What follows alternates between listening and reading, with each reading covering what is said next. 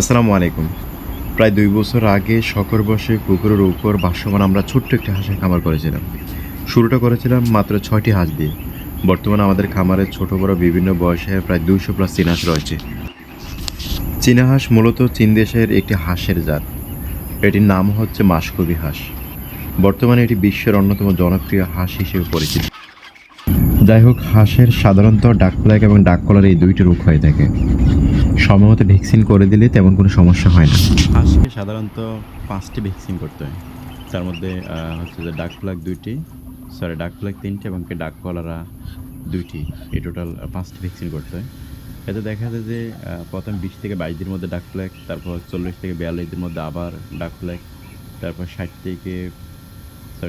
থেকে ৭২ দিনের মধ্যে ডাক কলারা, তারপর আবার ৯০ থেকে ৯২ দিনের মধ্যে আবার ডাক কলারা, ১০০ থেকে ১১০ দিনের মধ্যে আবার ডাক প্লেগ।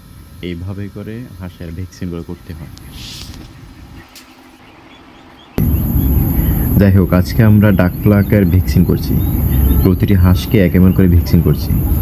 আমি ভ্যাকসিন করার জন্য একটি ভ্যাকসিন গান ব্যবহার করছি। যেহেতু আমাদের খামারে হাঁসের পরিমাণ বেশি, তাই ভ্যাকসিন গান ব্যবহার করছি।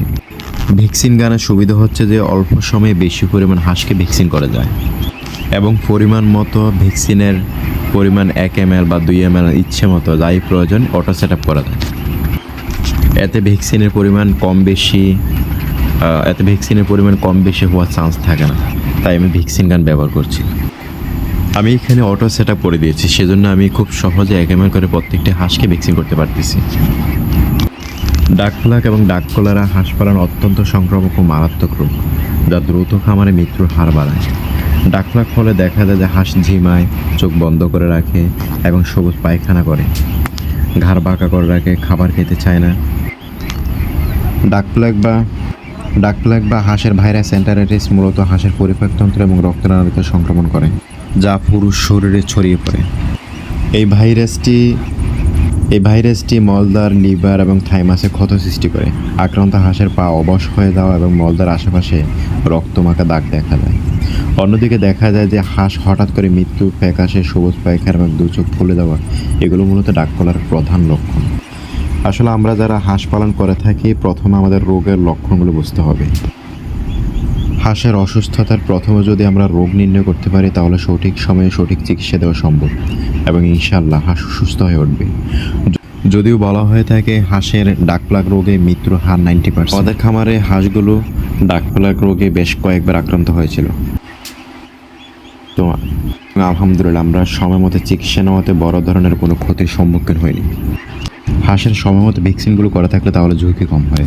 সেই জন্য আমরা চেষ্টা করি হাঁসকে প্রত্যেকটি ভ্যাকসিন সময়মতো করে দেওয়ার জন্য। চীনা হাঁসের পাশাপাশি আমাদের কিছু রাজহাঁসও রয়েছে, এগুলো সহ আমরা একসাথে ভ্যাকসিন করে দিই। সবচেয়ে বড় কথা হচ্ছে যে ভ্যাকসিন করলে যে হাঁস রোগে আক্রান্ত হবে না তা নয়। ভ্যাকসিন করার পরও অনেক সময় দেখা যায় হাঁস রোগে আক্রান্ত হয়ে থাকে, যেমন ডাক কলারা এসব রোগে হাঁস আক্রান্ত হয়ে থাকে। তবে দেখা গেছে যে যখন হাঁস অসুস্থ হয়, ভ্যাকসিনগুলো করা থাকলে তখন প্রাথমিক চিকিৎসা কিংবা সামান্য ওষুধে হাঁসগুলো সুস্থ হয়ে ওঠে, সহজে দুর্বল হয়ে পড়ে না। এটাই হচ্ছে যে ভ্যাকসিনের কার্যকারিতা। ধন্যবাদ সবাইকে।